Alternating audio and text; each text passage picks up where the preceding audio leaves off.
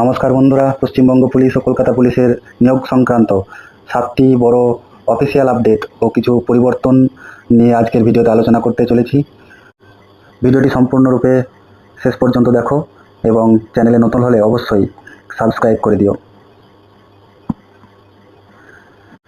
2023 সালে জেল পুলিশের জন্য একটি রিক্রুটমেন্ট বেরিয়েছিল এবং 130টি ভ্যাকান্সি নিয়ে এই রিক্রুটমেন্টটি অ্যাপ্লাই নেওয়া শুরু হয়েছিল। যাই হোক, অনেকে এটার জন্য অ্যাপ্লাই করেছিল এবং কেসের কারণে এই জেল পুলিশের উপর একটা মামলা থাকার কারণে জেল পুলিশের পরীক্ষাটি এতদিন ধরে আটকে ছিল। তবে সম্প্রতি খুশির খবর হলো এই যে মামলাটি নিষ্পত্তি হওয়ার পর জানা যাচ্ছে জেল ওয়ার্ডার পদের পরীক্ষার লিখিত পরীক্ষা যেটা জুলাই মাসে হতে চলেছে। কোন মাসে? জুলাই মাসে হওয়ার প্রবল সম্ভাবনা রয়েছে। সুতরাং যারা এটার জন্য অ্যাপ্লাই করেছিলে তারা তাদের প্রস্তুতি শুরু করে দাও। তারপরে Kolkata police SI main exam রেজাল্টের যেটা আপডেট হচ্ছে যে কলকাতা পুলিশ এসআই এর মেন পরীক্ষা তো হয়ে গেছে। কেপিএসআই এর মেন পরীক্ষার ফলাফল প্রকাশের কাজ শেষ পর্যায়ে, মানে খাতা দেখা হয়ে গেছে, ফলাফল প্রকাশের কাজ একদম শেষের দিকে, ফলাফল রেডি। সুতরাং চলতি মাসের শেষের দিকে যদি কোনো কারণে প্রকাশিত না হয় তবে অবশ্যই জুন মাসের প্রথম সপ্তাহেই নিশ্চিতভাবে রেজাল্টটা প্রকাশিত হয়ে যাবে বলে আশা করা যাচ্ছে। দেখা যাক কি হয়। কলকাতা পুলিশ কনস্টেবলের রেজাল্ট এখনো পর্যন্ত আটকে আছে। এর কারণটা হলো ট্রান্সজেন্ডারদের একটা কেস এই পরীক্ষাটার উপরে চলছে, এই রিক্রুটমেন্টের উপরে। সেই কেসটা মিটে গেলেই এর চূড়ান্ত রেজাল্ট প্রকাশ করা হবে। আর ডব্লিউবিপি কনস্টেবল 2024-এর যে ফাইনাল রেজাল্টটা আছে, ফাইনাল মেরিট লিস্ট এখনো পর্যন্ত আটকে আছে। এটা হচ্ছে সবচেয়ে গুরুত্বপূর্ণ এখন আপডেট। কোর্টের আইনি জটিলতা মিটলেই এই ফাইনাল প্যানেল প্রকাশিত হবে। আর 8ই জুন, আগামী জুন মাসের 8 তারিখ কোর্টের একটি ডেট রাখা হয়েছে যেখানে এই কেস সংক্রান্ত রফাদফা হবে বলে আশা করা যায়।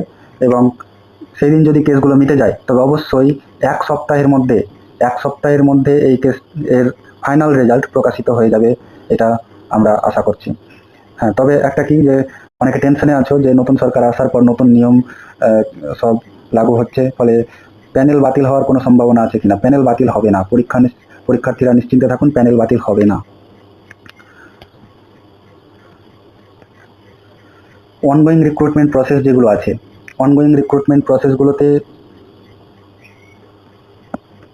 যে বর্তমানে যে সমস্ত নিয়োগ প্রক্রিয়াগুলো বা রিক্রুটমেন্টগুলো চলছে সেগুলোতে কোনো পরিবর্তন আসছে না।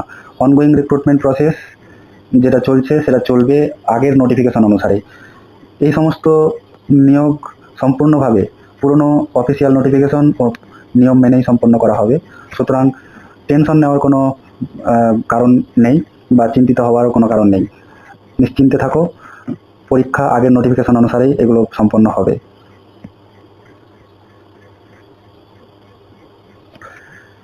ওএমআর সিট সংক্রান্ত একটা সিদ্ধান্ত নিয়েছে আমাদের রাজ্য সরকার। আগামী দিনে আমাদের প্রতিটি পরীক্ষায় ওএমআর সিটের কার্বন কপি পরীক্ষার্থীদের দেওয়া হবে। আগের রাজ্য সরকার যেভাবে ওএমআর সিটের কার্বন কপিগুলো আমাদের দিত না, শুধুমাত্র ওই এসএসসি এসএলএসটির পরীক্ষাগুলো ছাড়া অন্য কোনো পরীক্ষাতেই কার্বন কপি দেয়নি, এমনকি পিএসসি ক্লার্কশিপ পরীক্ষার কোশ্চেন পর্যন্ত দেয়নি আমাদের আনতে। তো এইটা রাজ্য সরকার সিদ্ধান্ত নিয়েছেন যে ওএমআর সিটের কার্বন কপি আমাদেরকে প্রদান করা হবে পরীক্ষার্থীদেরকে। এর কারণ হচ্ছে পরীক্ষায় স্বচ্ছতা বজায় রাখা অত্যন্ত প্রয়োজন, যাতে যে কোনো ধরনের দুর্নীতিকে রোধ করা যায়। ইন্টারভিউয়ের ক্ষেত্রে বর্তমানে রাজ্য সরকার একটা বড় পরিবর্তন নিয়ে আসছে। সেইটা হচ্ছে যে ভবিষ্যতের যে নিয়োগ পরীক্ষাগুলো হবে ইন্টারভিউয়ের বরাদ্দ নম্বর কমিয়ে দেওয়া হবে। অর্থাৎ ইন্টারভিউতে ডব্লিউবিপি বা কেপিতে কনস্টেবলের ক্ষেত্রে যে 15 নম্বর ইন্টারভিউয়ের জন্য থাকতো সেখানে এই নাম্বারটাকে কমিয়ে আনা হবে। কতটা করা হবে সেটা পরবর্তীতে রাজ্য সরকার ঠিক করবে বা বোর্ডগুলো ঠিক করবে।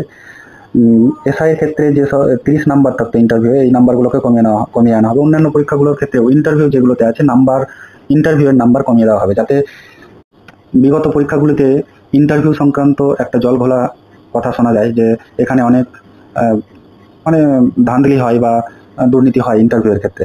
ফলে ইন্টারভিউয়ের গুরুত্ব কমে গেলে মেধার উপর জোর দিয়ে আগামীতে পরীক্ষাগুলো হবে।